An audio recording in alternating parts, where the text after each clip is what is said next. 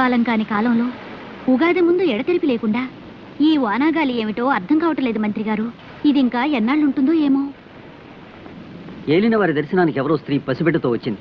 అవసరంగా మహారాజా వారిని చూడాలట. ప్రవేశపెట్టు. భయం లేదు బాబు. మల్లిక, వీళ్ళని మందిరంలోకి తీసుకెళ్ళు.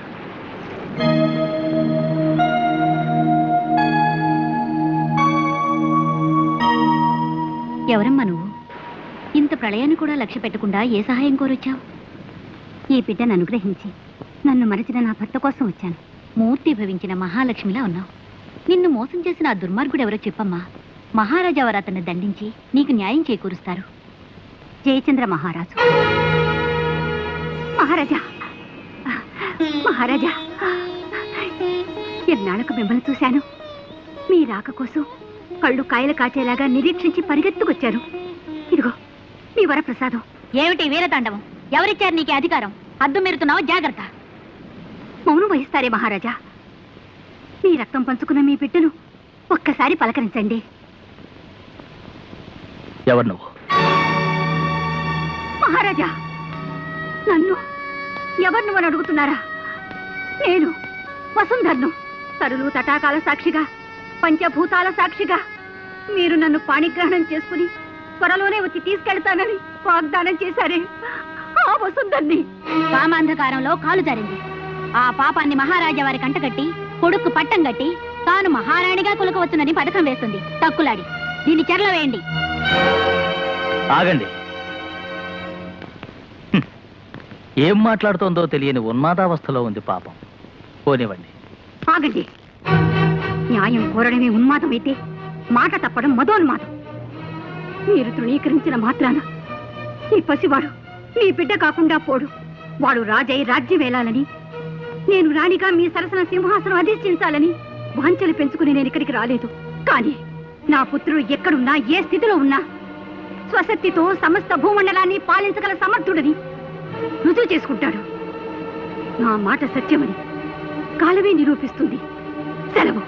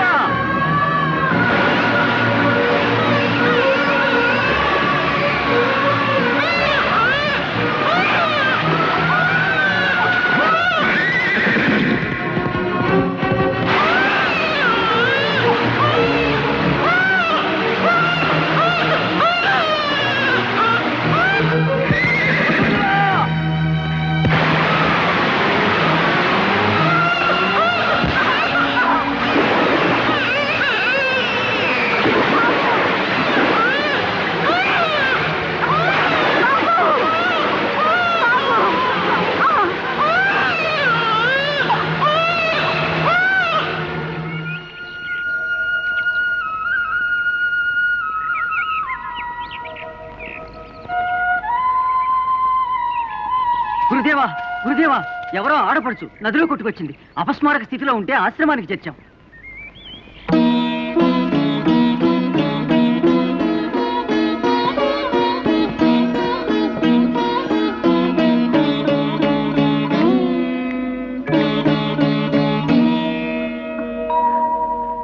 నా బిడ్డ, నా పసివాడు ఏమైనాడు? నేను ఇక్కడికి ఎలా వచ్చాను? నీవు జమదగ్ని మహాముని ఆశ్రమంలో ఉన్నావు తల్లి. స్వామి, స్వామి, స్వామి, మీరే నాకు దిక్కు. ముక్కు పచ్చలాడని నా బిడ్డ నాకు దక్కేలా చూడండి స్వామి.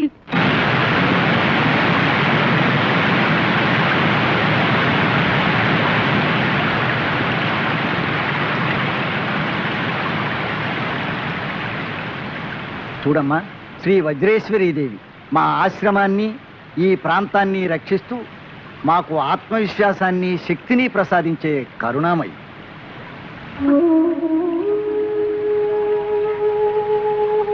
దీన బాంధవి, నా పసివాడు ఎక్కడున్నాడు? ఏ స్థితిలో ఉన్నాడు? నేను వెళ్ళి వెతుకుతాను. దారి చూపించమ్మా. ఆవేశపడకు తల్లి. నీ బాలుడు ఎక్కడున్నాడని వెతకగలవు. ఆ దైవం మీద భారం వేసి నిరీక్షించు. సమయం వచ్చినప్పుడు ఆ దేవతే నీకు దారి చూపుతుంది. నా బాలుడు జీవించి ఉండకపోతే నాకు మాత్రం ఎందుకు స్వామి ఈ జీవితం? సెలవేయండి. నా పసికందులు వెతుక్కుంటూ పెడతాను. కనిపించకపోతే నేను కనిపించకుండానే పోతాను. అధైర్యపడకు తల్లి.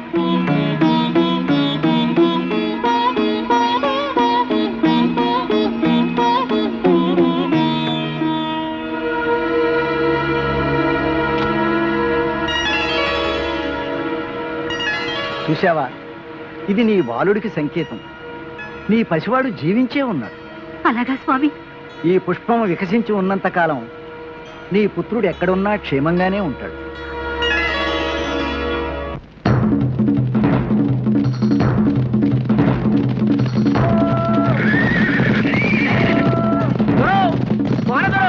నదిలో బిడ్డ దొరికినాడు, నదిలో బిడ్డ దొరికినాడు దొరా. కోనరాడు, ఇడుగో నదిలో దొరికిన బిడ్డ. దోన్లో పడుకొని నవ్వుతూ నదిలో కొట్టుకొచ్చాడమ్మా. ఆ దేవుడు నదికి ఇచ్చినాడో, నది మనకిచ్చినది. ఇవాళ ఉగాది పబ్బన్నాడు మన కోనకి పాప రావటం శుభసూచకం. ఏం భర్త? అవును బారయ్య, ఈ పెద్దోని చేసి సాముగరడీలు కత్తి యుద్ధాలు చెప్పించాలో. అయిదారులే, వీడికి మన భాష యాస రాకుండా మంచి గురువును చూసి చదువులు చెప్పించాలో. పండగ రోజు మన ఇంటి విజయం చేసినాడు కనుక ఈడి పేరు ఈజయ్యి. బాగుందో విజయ్? విజయ్కి విజయ్కి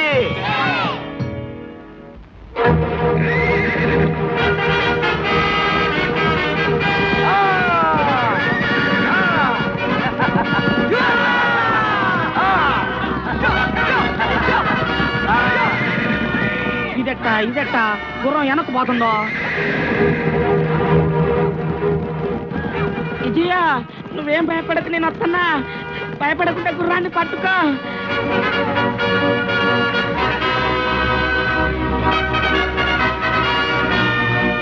ఈ అడవి గుర్రం, దాన్ని పట్టడం వీళ్ళ తరమా? అది అడవి గుర్రం గాని కొండ గుర్రం గాని మా విజయ తెలుసుకుంటే చిటికలో పట్టేస్తాడు.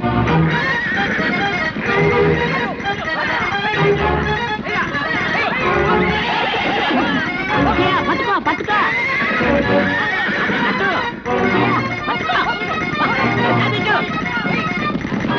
ఆడు తీసి గిర్రున తిప్పి మెల్ల వేయాలో. సన్నట్లో నా మెళ్ళ కాదు.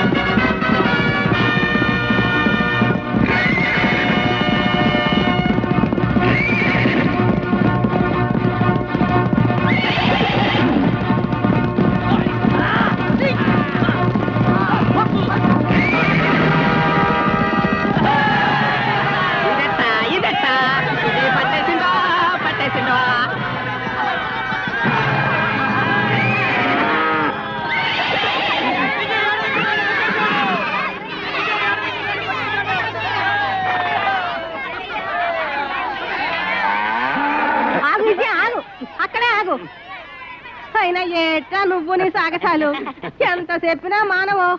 శివుడుగా సాగసాలు చేద్దని ఈడికా చెప్తున్నావు. విజయ, అడవి గురాన్ని లొంగదీయటం అంటే అబ్బో నీకే చెల్లిందిరో. మన కోళ్ళలో నిన్ను మించిన ఈరుడు లేడని మా లిరు చూసేసావు. ఆ గొప్పతనం అంతా మీదేనన్నా. మీరు అమ్మా నన్ను అలా పెంచారు. మరి నన్ను నిన్ను కనిపించారు గనక నువ్వు నాకంటే గొప్పడివి. సరేగా నిజయా, ఈ సంతోష సమయం లేదన్నా కోరికోరా తీరుతా. కోరిక? నాకేం కోరికలు ఉన్నాయి? కోరుకోరు, నాన్న అడుగుతా ఉంటే వద్దంటావేటో. నాన్న, మీరన్నది బాగున్నది, నేననేది బహు బాగున్నదని మీ చేత అనిపించమంటారా? చెప్పరా, చెప్పు. మీరే ఏదైనా కోరుకోండి. మీ కోరిక తీర్చడమే నా కోరిక. అయితే కోరుకుంటా చూడరా. ఈ ఈశాన్య దిక్కున అలా అలా వెళ్తుంటే ఓ పెద్ద అడవి ఉందంట. ఆ అడవిలో జలవృక్షం ఉందంట. జలవృక్షమా? ఆ చెట్టు కొమ్మ నరిగితే నీళ్ళు వస్తాయంట. ఆ నీళ్లు తాగితే ఈ ముసల్తనం పోయి ఎవరు వచ్చుతాను ఆ నీళ్లు ఏంటి ఆ నీళ్ళు తాగి ఇంకో ఇతను కట్టుకుని ఊరేగుతావా? మన కోణ జనాభా పెరుగుతాయి. అలాగే ఇప్పుడే బయలుదేరుతాం పద పడ్డనా ఆగండి నిజంగా వెళ్తున్నారేంటి? మరి ఆయన యవ్వనంతుడు నేను ముసిలిదాన్ని ఏం బాగుంటదిరా? నాకు తెచ్చిపెట్టంటే గుక్కింది. ఎవరు కావాలి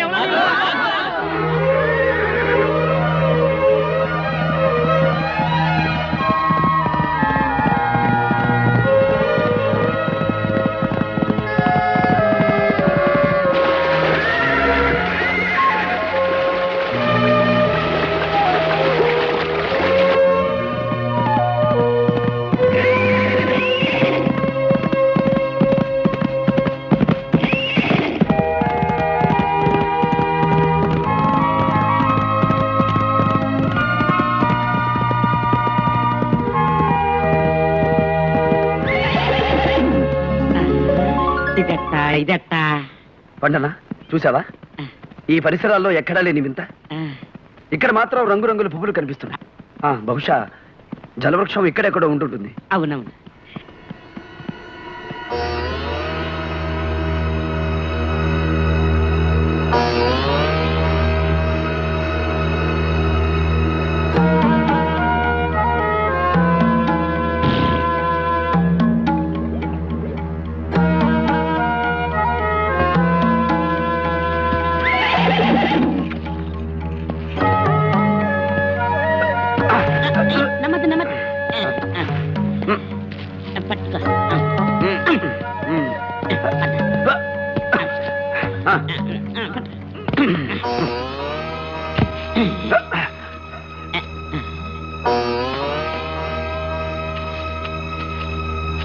ఇదియా ఇది జలవృక్షం కాదేం కాదో ఏదో పిచ్చి చెట్టు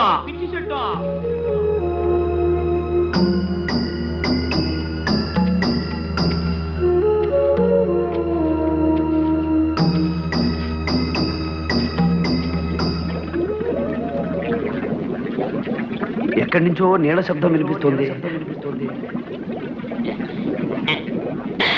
ఇదియా లోపల నీళ్ళు గొడగొడగొడగొడగొడమంటున్నాయి ఇదే జలవృత్తమా ఇదెట్టా జలవృత్తమా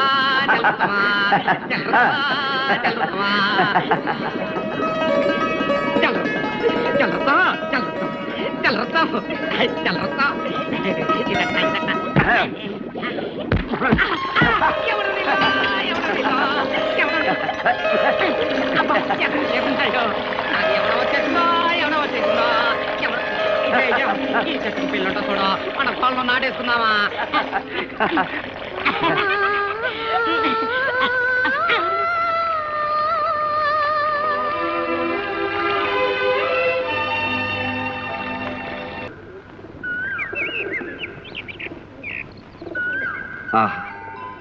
వేయి కొయ్యల మధుర గానం అమరకాంతల మయూర నాట్యం దివి నుంచి భువికి దిగి వచ్చిన దేవకన్య సుందరి సుందరి ఎవరు మా రాకుమారి వెంట పడుతున్నావు? నువ్వెవరో నా తమ్ముడు అటకాయితున్నావా రా చెప్తా రాకుమారి ఎవరు నువ్వు ఈ వనంలోకి ఎలా వచ్చావు రాకుమారి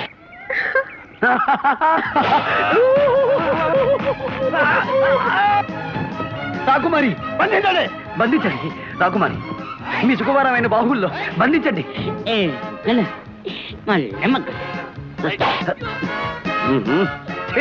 రాకుమారి ఏంటట చూస్తున్నావా పల్లె మొగ్గలు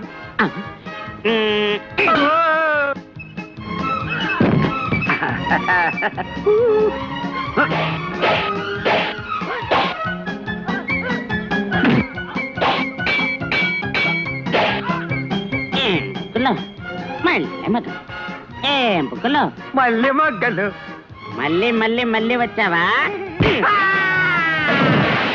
రాకుమారి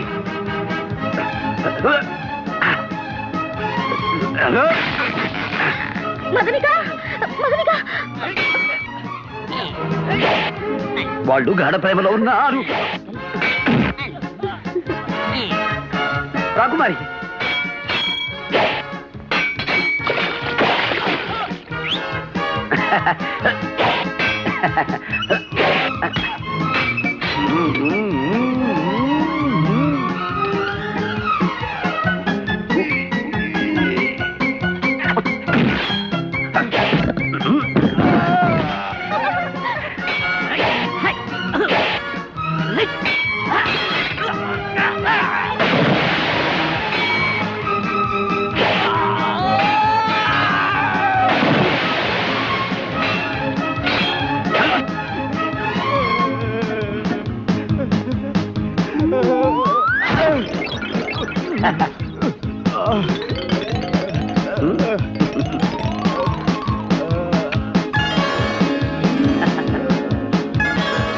నీళ్ళలో దోస్తావా?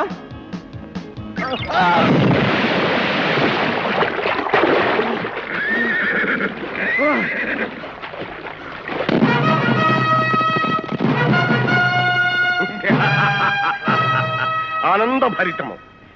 ఈ కార్తికేయ దేశాధిపతి బ్రహ్మానంద భూపతుల వారి నందనోద్యానవనంలో ఒక సామాన్యుడు ప్రవేశించాడు. ఆశ్చర్యభరితం. రాకుమారి పద్మావతీ దేవిని చూసి ఆమె గానాన్ని మెచ్చుకున్నాడు. సంతోషభరితం. అంతేకాదు ఆమెతో సంభాషించాడు కూడా. వినోదభరితం. అది కాదు మహారాజా. నార్మల్. పువ్వుల మీద వాలే తుమ్మిద పురుగు కూడా వనంలోకి రావడానికి వీల్లేదని నీకు తెలియదు. వచ్చాడు. వస్తే అతన్ని పట్టి బంధించి తీసుకొచ్చి నా ముందు నిలబెట్టాలని నీకు తెలియదు. బంధించలేక అతని చేతిలో ఓడిపోయామని చెప్పుకుంటున్నారా సిగ్గు లేకుండా? అవమాన భరితం. అసలు నువ్వేం చేస్తున్నావు సూరవర్మ? మొత్తం సైనిక బలానికి అంతటికి నాయకత్వం వహిస్తున్నా. ఇది నీకు అవమానం కాదు? అమ్మాయి రక్షణ కూడా తమ్ముడే వెళ్ళాలా? వాళ్ళంతా ఏం చేస్తున్నారో ఎందుకున్నారో నిగ్గదీయండి. ఇంతకు ఎవడవాడు? వీరాకి వీరుల్లా ఉన్నాడు నాన్న. కత్తి యుద్ధంలో కథలు తొక్కాడు. మన సైనికులంతా చిత్తు చిత్తు. ఆహా, ఖడ్గవీరుడు అన్నమాట. ఎలా వచ్చాడు? గుర్రం మీద వచ్చాడు మహారాజా. వాడు వచ్చింది గుర్రం మీద ఏనుగు మీద అని కాదు ప్రశ్న. ఏ విధంగా లోపలికి వచ్చాడు అని. ఏ విధంగా రావడం ఏమిటండి? ఇక మీదట ఎవరు ఇలా రావడానికి వీలేదని చెప్పండి. తెగించి వస్తే కాళ్ళు చేతులు కట్టి మీ ముందు పడేయమని చెప్పండి. విన్నారుగా మహారాణి వారి ఆజ్ఞ. మీకు చేత కాదంటే చెప్పండి. అమ్మాయిని అసలు ఉద్యానవనానికి వెళ్లకుండానే కట్టడి చేస్తాను. నాన్న పోనీ నేనే స్వయంగా వచ్చి నీ రక్షణ బాధ్యత వహిస్తాను. సరేనా తల్లి?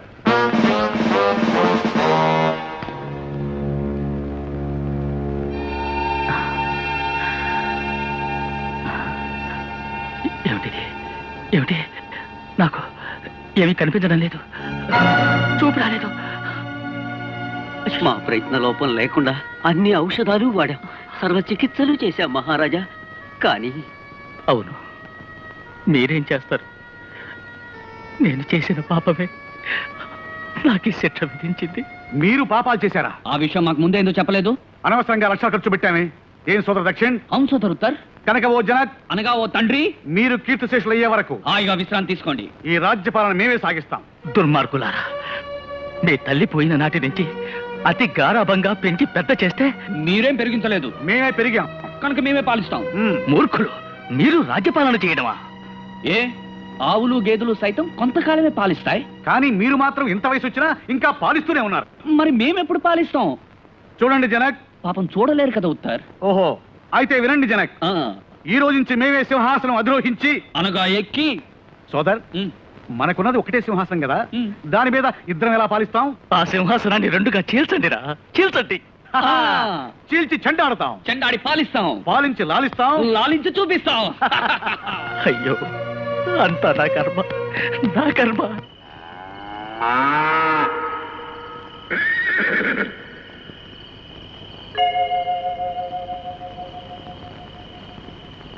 వెన్నెలను వేడెక్కిస్తూ విరహతాపం కలిగిస్తున్న వయ్యారి, ఏమి సొగసు, ఏమి హొయలు. ఏ బుగ్గలు, మెల్లె మొగ్గలు, నీ ముఖం తీయకుమని పండు, నీ కళ్ళు సంతంక రేకులు, నీ పళ్ళు దా నిమ్మ ఎద్దలు. సచ్చుదోమ చక్కని కళ పాడు చేసిందో. విజయా విజయా, ఇదట్ట పూకొని కళ్ళు మూసుకున్నావా? నిద్రతే ఏసయ్యా. నిద్ర కాదు, నా హృదయంలో బంధింపబడిన ముగ్ధమోహన రూపం బయటికి పోకుండా కళ్ళు మూసుకున్నాను. సద్దు చెయ్యకు. మోనుల్లాగా ముక్కు మూసుకొని కూసో. చేత కాకపోతే ఈరున్నంటావా యుద్ధాలు చేస్తావా? సూర్యున్నంటావా సాగసాలు చేస్తావా? నీకు ధైర్యం ఉంటే ఆ రాకుమారి మనసును లాక్కొచ్చి నీ మనసులో కలిపేసుకో. మూతి మీద మేసం ఉంది, ముక్కు మీద రోసం ఉంది, వెళ్ళటానికి గుర్రాలున్నాయి, దూకటానికి గోడ.